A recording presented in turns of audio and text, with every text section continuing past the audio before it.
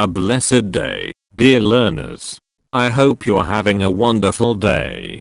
Today, we are going to embark on an exciting journey of learning and discovery as we delve into stylistics, exploring language style and applications in modern contexts. So, sit back, relax, and get ready to expand your knowledge and understanding of this topic. And as always, please take care and stay safe. May God bless you always. Welcome to the Teacher Lumaban YouTube channel. Overall, the changes are minor, focusing on streamlining certain phrases for smoother readability. Commit your way to the Lord, trust also in him, and he shall bring it to pass.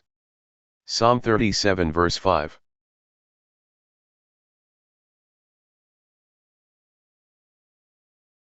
Stylistics is a branch of linguistics that deals with the study of style in language, including its structure, use, and function.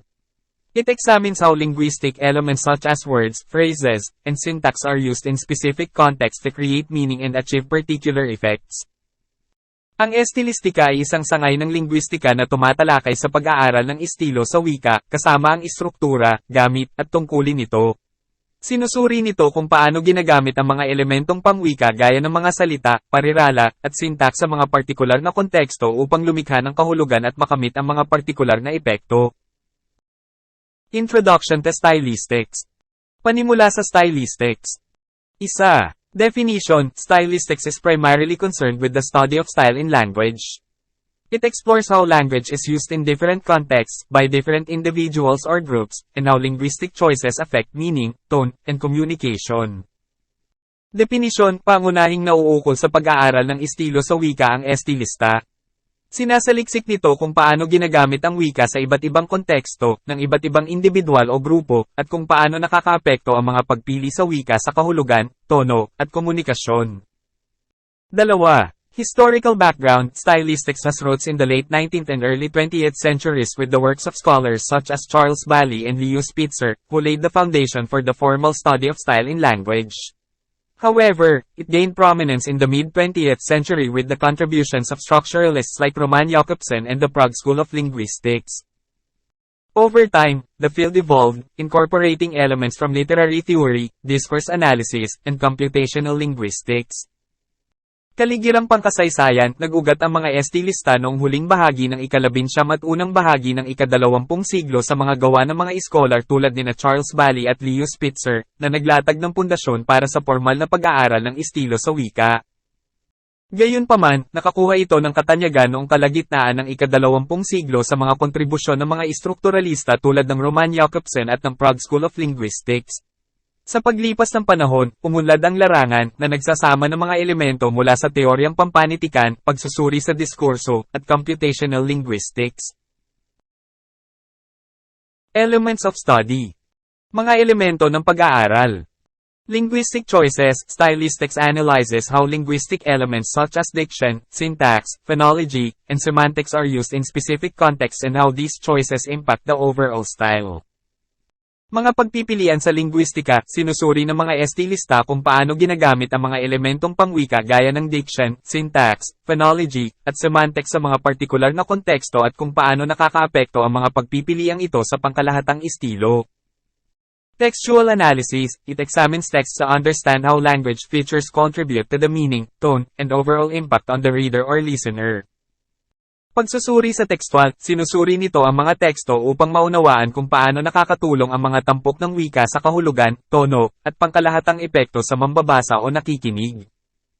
Literary devices: Stylistics delves into the use of literary devices such as metaphors, similes, alliteration, and rhythm to convey meanings beyond the literal interpretation of the text.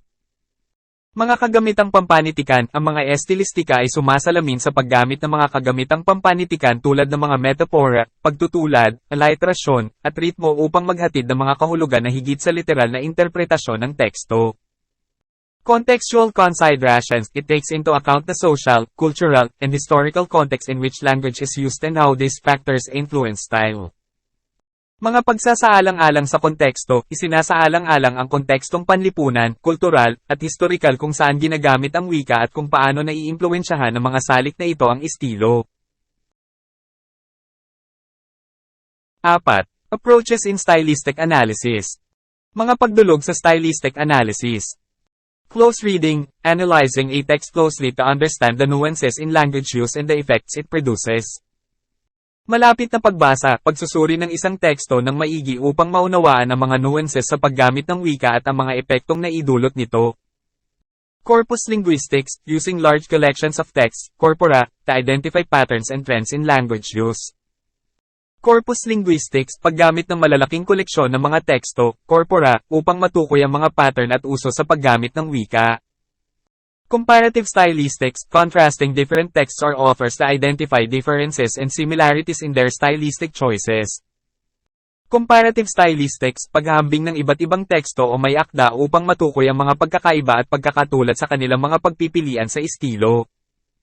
5. Application of stylistics. Paglalapat ng stylistics. Literary analysis, stylistics is often used to analyze and interpret literary works, focusing on the author's use of language to convey meaning, style, and themes. Pagsusuri sa panitikan, ang mga estilistika ay kadalasang ginagamit upang suriin at bigyang kahulugan ang mga akdang pampanitikan na nakatuon sa paggamit ng wika ng may akda upang ihatid ang kahulugan, estilo, at mga tema. Advertising and marketing, understanding how language choices influence consumer behavior and impact marketing campaigns.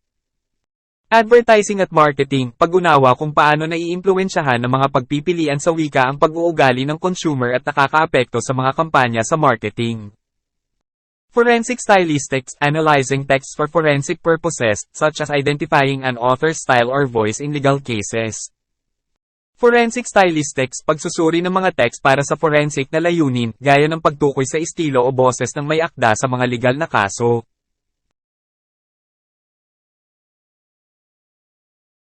6. Contemporary trends.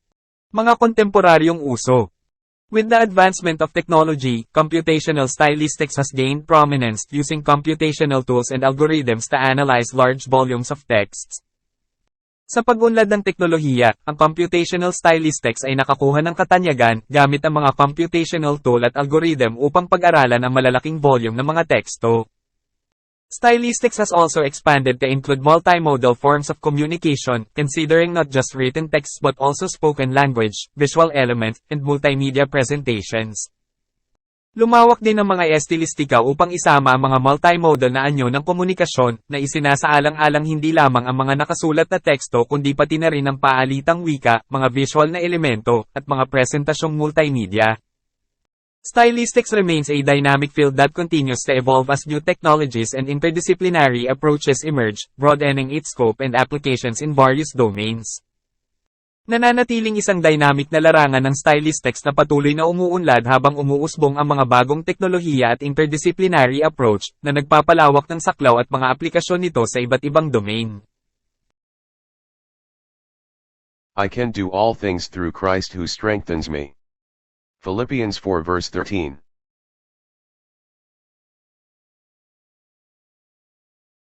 Thank you.